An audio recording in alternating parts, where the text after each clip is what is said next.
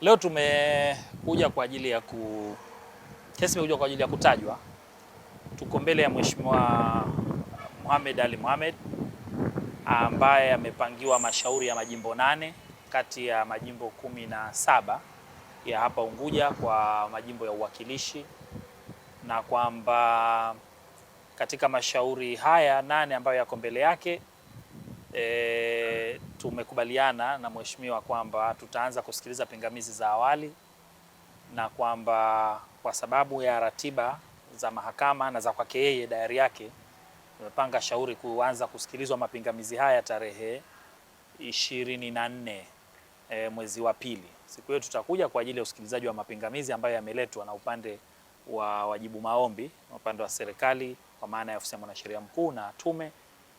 Tukimaliza hapo, baada ya kudetermine hayo maombi, ndio tutaendelea sasa na kesi ya msingi, ikiwa kama maombi yale, mapio yale yatatupiliwa mbali au kama yatakubaliwa, basi tutaona hatua inayofuata.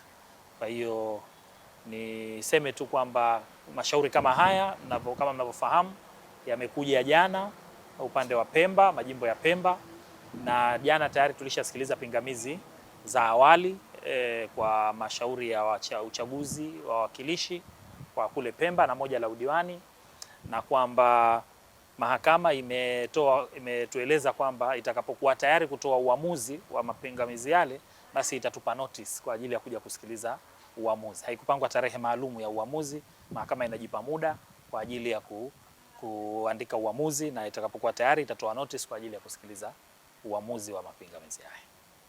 Wakati huo tunasubiri sasa majimbo mengine ambayo bado hayajapangiwa jaji ili tuweze kupangiwa jaji tuendelee na utaratibu. Mapingamizi ya Pemba na ya hapa yanafanana.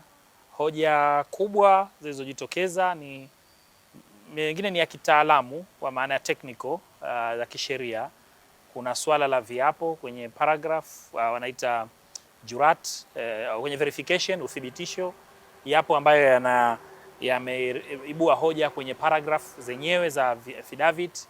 Yapo ambayo yanazungumzia kwamba hatukutakiwa kuja mahakamani kwa sababu hatuja exhaust remedies zinazotakiwa, ilitakiwa tukalalamike tume kwanza kabla ya kuja mahakamani.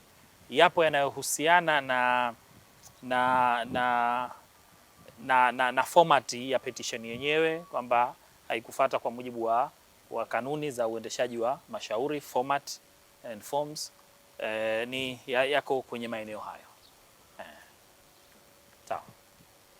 Basi nawashukuru sana, asanteni sana na kila laheri. Haya, asante.